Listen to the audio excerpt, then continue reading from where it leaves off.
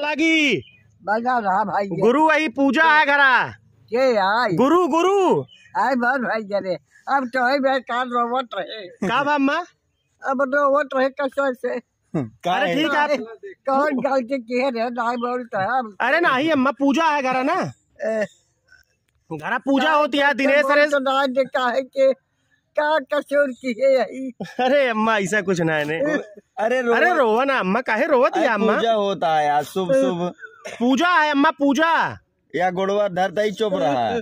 अरे रोवा ना अम्मा काहे रोवे लगी यार दीपक अम्मा कईयों दिन से अपने सब आया हुआ ना जात ना वह सामान उमान अम्मा सब दौड़ धूप के लावत है भाई गए सब सामान पूजा उजा लाए टेंटे उंटे सब लाए भाई को अरे अम्मा पूजा होता है पूजा रोवा ना अम्मा पूजा होता है घरा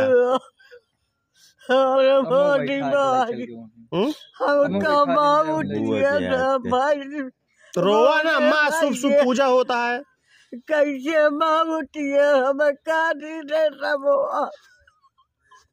कुछ ना हो अम्मा अम्मा काहे रोवे लागू ए अम्मा शांत रहा पूजा है अम्मा चुप रहा ना चला जाब रोवा ना अम्मा आज पूजा है घरे तू रोवत यहाँ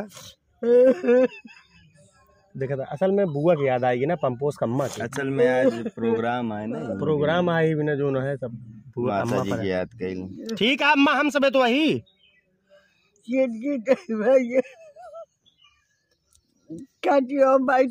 ना ना अम्मा ठीक है वो पूजवक सामानो वानो सब व्यवस्था करते आप बैठी रहा नहीं बैठा अरे ठीक है अम्मा हाँ बैठिए चला बैठिए अम्मा बेचारो कह के बोलाए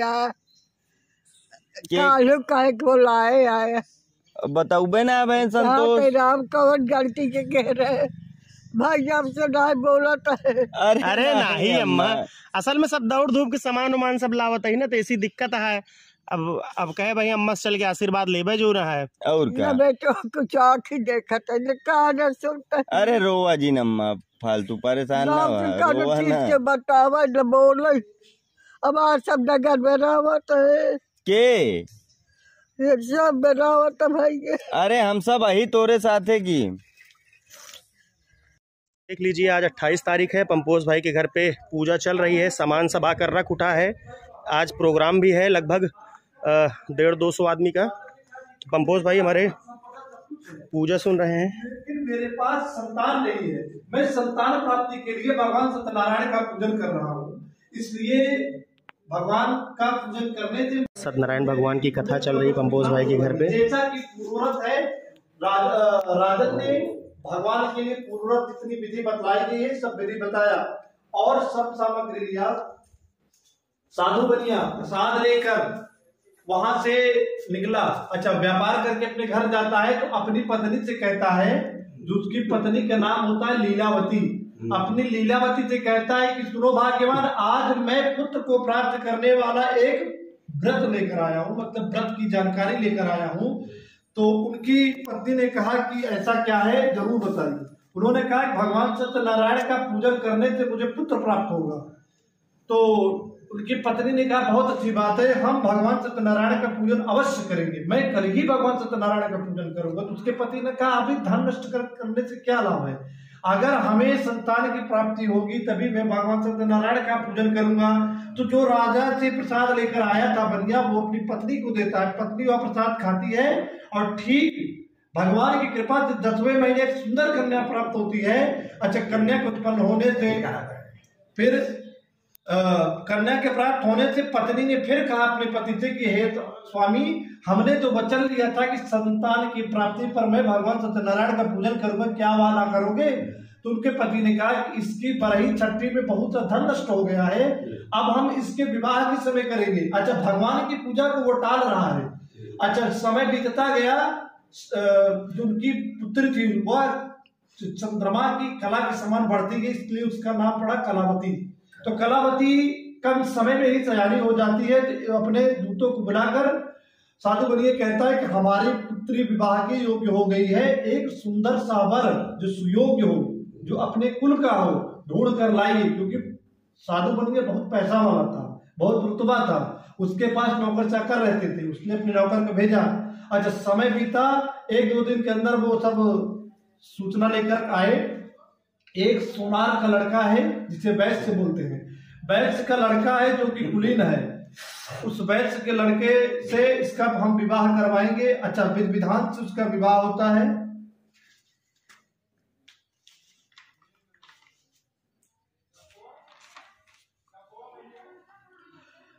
कन्या का विवाह विधि विधान से उस वैश्य पुत्र के साथ कर दिएगा। कन्या के विवाह के समय दुर्भाग्यवश बनिया फिर भगवान सत्यनारायण का पूजन नहीं किया।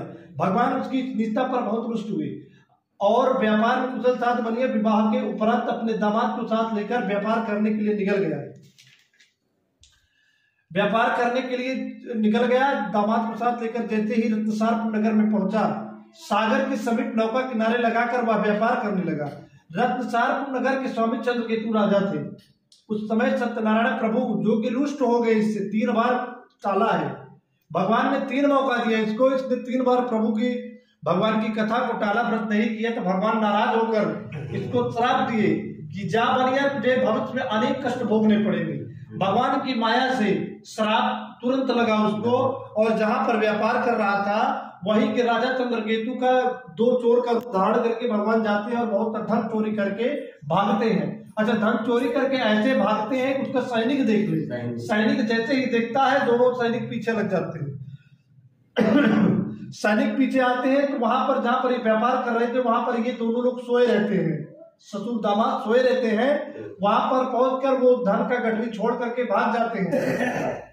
सैनिक पीछे पीछे आते हैं तो धन का गठरी देखकर सोचते कि यही वो दोनों चोर हैं जो कि सो रहे हैं। इतने निर्लज है कि राजा का धन चोरी करके भाग आए और यहाँ पर सो रहे हैं। पहुंचते इन दोनों को उठाया और रस्सी में बांध करके राजा के कारागार में ले गए। बोले, हे राजन, ये वही 2 चोर हैं जो आपका बहुत से धन चोरी करके भागे हुए थे। तो राजा ने कहा, इनके लिए क्या आदेश है? राजा ने कहा, इनको दुर्ग के कारागार में डाल दीजिए। राजा के आदेश पे उन लोगों को दुर्ग के कारागार में डाल दीजिए। अच्छा, यहाँ पर साधु बनिया का दामाद के साथ ये हाल हुआ। घर पर भी भगवान 2 चोर का उद्धार करके पहुंचते हैं, उनके धन का सारा संपत्ति लूट लेते हैं। आज माँ और बिटिया भिक्षा मांगने के लिए दर-दर भटक रही है। जो बहुत से बड़े माल के स्वामी थे, आज वो धन के लिए भिक्षा मांग रहे हैं। या ऐसे ही दिन बीतते गया। एक दिन उसकी पुत्री भिक्षा मांगने के लिए जा रही थी। आज वह जाते हुए एक ब्राह्मण के घर पहुंचती है। वहां पर भगवान सत्यनारायण का पूजन चल रहा था। सायंकालीन भगवान सत्यनारायण का पूजन चल रहा था। कन्या उनकी वहां पर भिक्षा मांगते हुए बैठ गई और भगवान सत्यनारायण का पूजन सुनने लगी। अच्छा, भगवान सत्यनारायण के पूजन के उपरांत प्रसाद पाया और उनको श्रवण करते हुए कथा में ये पता चला कि भगवान सत्यनारायण का पूजन करने से सभी मनोकामना पूर्ण हो जाती है और सबसे सरल और सुगम पूजन है। उन्होंने भगवान सत्यनारायण का पूजन करने का संकल्प लिया और प्रसाद लेकर अपने घर आती है। और जैसे ही घर आती है तो उसकी माता कहती है कि इतनी रात बीत गई, तुम कहाँ थी? भाई, कोई भी बिटिया अगर रात को आती है घर लौट के, जाहिर सी बात है उसके घर वाले डांटेंगे। तो उन्होंने कहा, भैया आप चिंता ना करें, मैं भगवान सत्यनारायण का पूजन सुन रही थी जिसके लिए विलम्ब हो गया और मैं प्रसाद भी लाई हूँ। अगर आपको लगे कि मैं कहीं और गई हूँ तो मैं भगवान सत्यनारायण का प्रसाद दिलाई हूँ। प्रसाद को देखते ही उसकी माता को ध्यान में आया कि हमने भी भगवान सत्यनारायण का पूजन करने का संकल्प लिया था जो आज तक मैंने नहीं किया। बेटा खाना बने? अच्छा, भगवान सत्यनारायण का पूजन करने का वचन लिया था जो हमने नहीं किया। अब माता और पुत्री भगवान सत्यनारायण का पूजन स्टार्ट कर दिया और भगवान सत्यनारायण का स्टार्ट कर दिया और भगवान सत्यनारायण पूजन प्रारंभ करते ही कुछ हो गए और उन्होंने चंद्रकेतु राजा को सपने में कहा कि तुमने जो साधु बनिया को कारागार में बंद किया है उन्हें तुम्हें मुक्त कर दो, नहीं तो मैं तुम्हें पुत्र धन से नष्ट कर दूंगा। ऐसा सुनते ही राजा जब सुबह उठा, भोर का स्वप्न था, राजा ने अपने सलाहकार और मंत्रियों को बुलाया और पूछा कि क्या यह स्वप्न सत्य होगा? सब ने कहा यह सुबह का सपना है, यह सत्य जरूर होगा, आपको उन दोनों को कारागार से मुक्त कर देना चाहिए। राजा ने आदेश दिया अपने दूतों को, जाइए उनको कारागार से ले आइए। उनका बाल कटवाया गया और आभूषणों से मुक्त किया गया और जो कुछ धन उनके पास था और जो धन और मिलाकर उनको सारा धन वापस किया गया और उन्हें कहा कि जो कुछ भी मुझसे गलती हुई, राजा ने माफी मांगा। यादव देव का प्रकोप है जो आपके ऊपर आया अच्छा, साधु बनिया धन पाकर बहुत खुश हुए और वहां से निकलते हैं।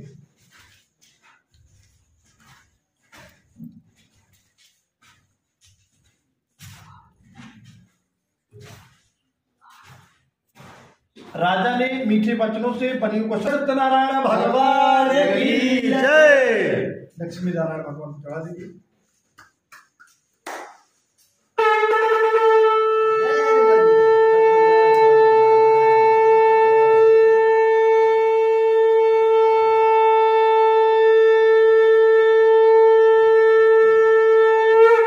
बोलिए वृंदावन बिहारी लाल की जय।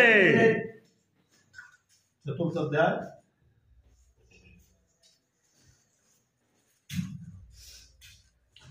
सूत जी और कार्तिक ऋषियों से कहा कि ऋषियों, साधु बनिया यात्रा से पूर्व मंगल कृत्य करके ब्राह्मणों को दान देकर अपने घर के लिए रत्नपुर नगर के लिए चला।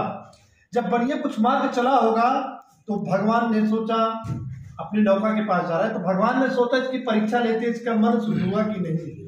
अब जमल आ गया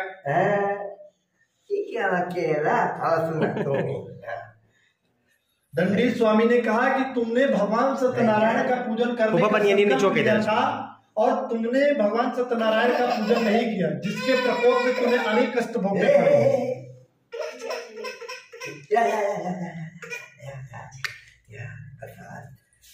तो तुम्हें पूर्व सत्यदेव के प्रसाद से नौका को सत्य संभाल कर दमाद और नौकरों के साथ सदिया बनिया जो है अपने स्वदेश के लिए निकल पड़ा।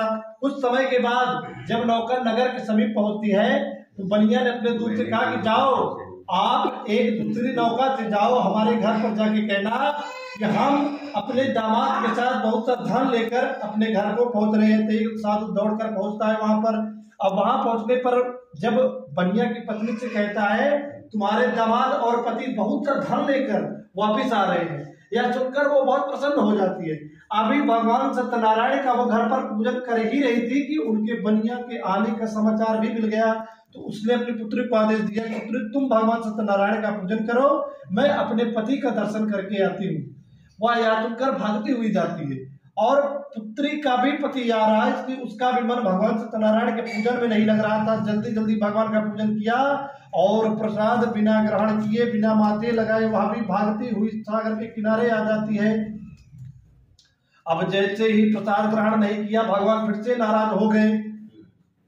भगवान के नाराज होते ही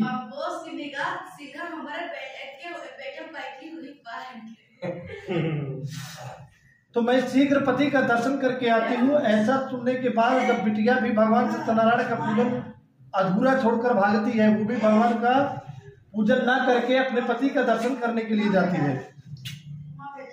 इस तरह वहां पहुंचती है, क्या देखती, जिस नौका में ब्रह्मा मुरारी त्रिपुरा। आज पंपोज भाई के घर पूजा है, हवन कार्यक्रम शुरू है।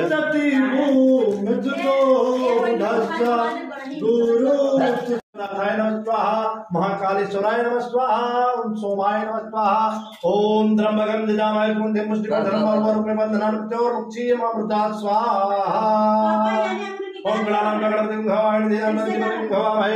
रुका मंत्र पढ़े थे पूरा। ओम गणानां गणपतिं भवाय देवानां तीर्थं भवाय सोमहाजन करदम तम दासी कर्म धम्मा। ओम गणेशाय नमः स्वाहा, ओम अंबिका मालके नमः पिरवासने ओम दुर्गाय नमः स्वाहा। रुका,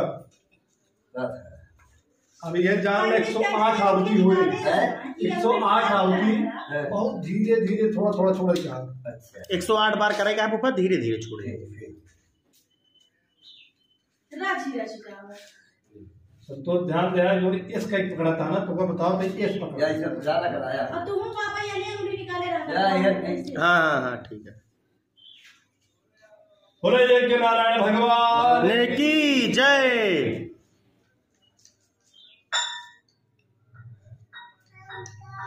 चलिए, स्वाहा स्वाहा स्वाहा स्वाहा स्वाहा स्वाहा स्वाहा स्वाहा स्वाहा। कल्याण मस्तवारों पैर हमारे छुए भगवान के पैर छुआ बस भगवान पैर अब तो अपन यहां पैर छुआ जा के खा ले तो कुछ करे पंपो साहब मसक ला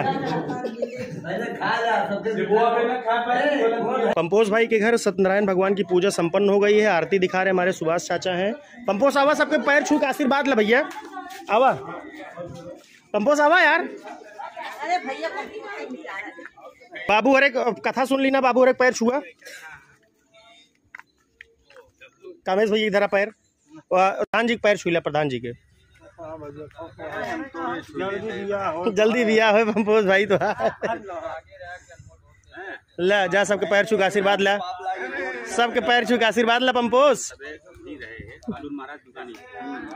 हमारे बीच में हमारे उसरी ग्राम सभा के प्रधान चाचा श्री रमेश शुक्ला जी उपस्थित हैं। हमारे दीपक भाई, लोधी भाई, रोलू, सूरज भाई सभी लोग यहाँ पर उपस्थित हैं। कामेश भैया हैं, बाबूजी हैं। मैं सभी का हार्दिक स्वागत अभिनंदन करता हूँ। पंपोज भाई के घर आज सत्यनारायण भगवान की पूजा। पंपोज भैया पूजा सुन के आज तो का कैसा लगा? बहुत अच्छा लगा। पूजा सुन के बहुत अच्छा लगा। सुंदर प्यारा लगा। धन्यवाद दे सबके। बहुत बहुत धन्यवाद। सबका स्वागत अभिनंदन। बहुत बहुत धन्यवाद। ठीक भैया ठीक।